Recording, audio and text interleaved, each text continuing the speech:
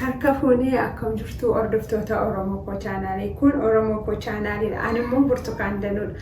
Anamoo viidiyoo biraadhaan gara keessanitti dhufeera. Viidiyoon koo har'aa maal ta'a? Keekii karaa salphaadhaan mana keenya keessatti keekii gogaa akkamitti hojjetanne, qursii bunaa, qursii shaayii godhannee akkamittiin dhiyeeffannee akka nyaannu isinitti agarsiisuun gara keessanitti dhufee. Viidiyoo kana akkasiin jaallattan abdii guddaan qaba. Like, share, subscribe gochuu hin irraanfatina. Oromoo Koo chaanaal na jajjabeessuun Oromoo warraa eegama. Anu afaana jira. Burtukaanaan hojjedha wanta ta'eef burtukaanii sadiin as biratti qopheeffadhe. Burtukaanii kanarraa gogaa isaa isarra keessaa kana qobaatti eegan irraa soofadhee booda bishaan isaa gargariin baasaa. Kanaaf isiniin agarsiisa jechuudha akkamitti akkan godhadhu. Lammaffaa irratti daakuun na barbaachisaa. Daakuun koollee kunoo kana fakkaata. Akkasittiin qopheeffadheera. Aspira vanilla qaba. Aspira killee qaba. Ittaan suudhaani zayitii kamiyyuu hin ta'a. Olive oil qaba. Aspira sukkaara qaba. Asii baking powder qaba. Isa booda dhumarratti soogiddaa xiqqoo ishee qaba aspira. Warroota kanaanin hojii koo hojjetadha jechuudha. Amma jalqaba irratti burtukaanii koo gogaa isaan irraa kaafadha jechuudha.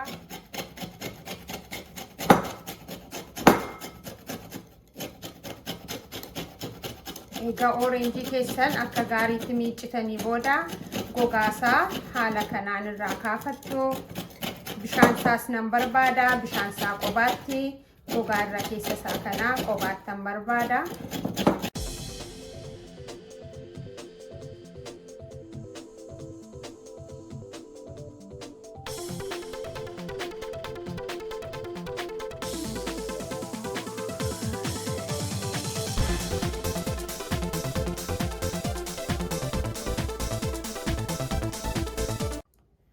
Amma egaa gara hojii isaatiitti darbineerra. Gaafa gara hojii isaatiitti darbinu qodaa itti hojjetannu kan akkasii tokko nu barbaachisa.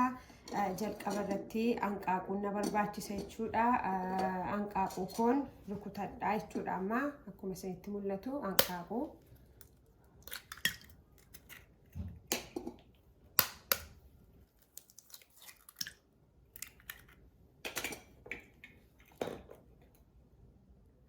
Ittaan suudhaan immoo sukkaarri na barbaachisa. Sukkaara koo itti naqadheera.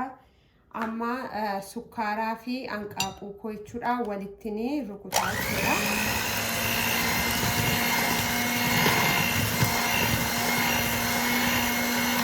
Asirratti wanti isinitti himu yennaa waan ittiin kana maashinii kana hin qabdan ta'e inni kuniyyuu hin ta'a. Yeroo dheeraa isinitti fudhata harka keessan xiqqoo isin dhukkubsachaadhaaf malee kanaaniyyuu hin hojjetama jechuudha. Kanumaanii harka keessaniin akka gaariitti rukutuu dandeessu. An garuu yeroo qusachuu fi isin kanaan nutti agarsiisa.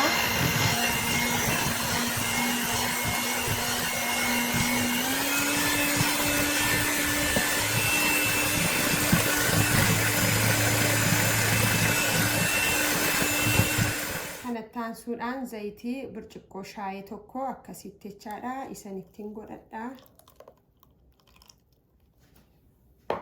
Ammas walitti rukutuudhaan akka gaariitti.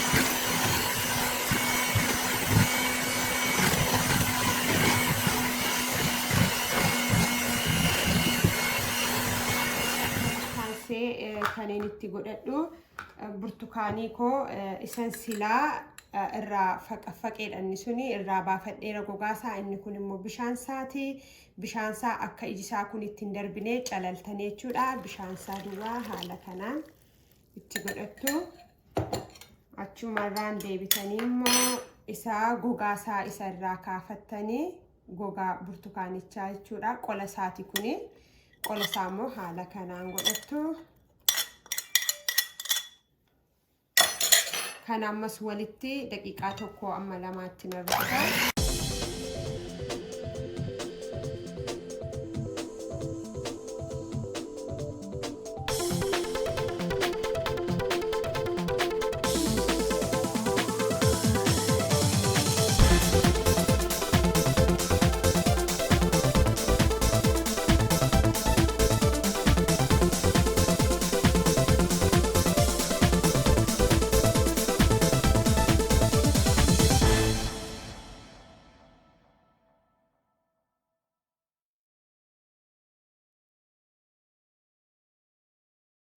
asitti qodaan itti hojjetadhuudha kuni qodaan itti hojjetadhutti maalan godhachuudha xiqqoo ishee oilii jalatti dibuutu narra jira zayitichaadha isin jalaa qaba yeroo baay'ee ana jalaayyuu qabee beekaa baay'ina rakkisaa garuu akkasin jalaa hin qabnee fi yookaan dhadhaa yookaan zayitii haala kanaan jechuudha dhadhaa isa kan nyaataa jechuudha malee isaa manatti bassannu miti kanatti akka gaariitti qodaasaatti yoo dibdan isin jalaa hin qabu yoo baay'ee isin qabee isin rakkiseera ta'e eega akkasitti zayitii jalatti dibdanii booda maal gootu daakuu xiqqoo ishee itti firfirsu baay'ee haphistanii jechuudha akka inni isin jalaa hin qabne taasisa ana jalaas kun qabee yeroo tokko ijoolleen koo billaa itti ka'anii akka kana jalaa godhaniiru xiqqoo ishee na jalaan tinii ta'eera akkasin jalaan taane egaa haala kana eega godhattanii booda galagalchuu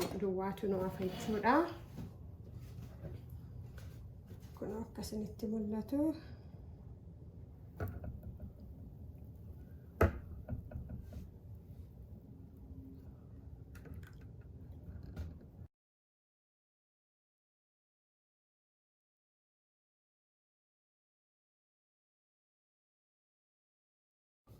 amma akkasinitti mul'atu amma raawwadheera eega akkas gootanii sisirreeffattanii booda gara ovanii keessaniitti gashitu jechuudha amma gara ovaniitti hin gashaa ho'ina ovanii keessanii 360 irra eega keessanii booda kan isin keessa tursitan immoo daqiiqaa 45 keessa tursitu garuu ijaanii ilaaluu hin irraanfatina egaa daqiiqaa 45 booda gara keessanitti deebi'een dhufaa amma garuma ovanii keenyaa gashina anuma faana ta'a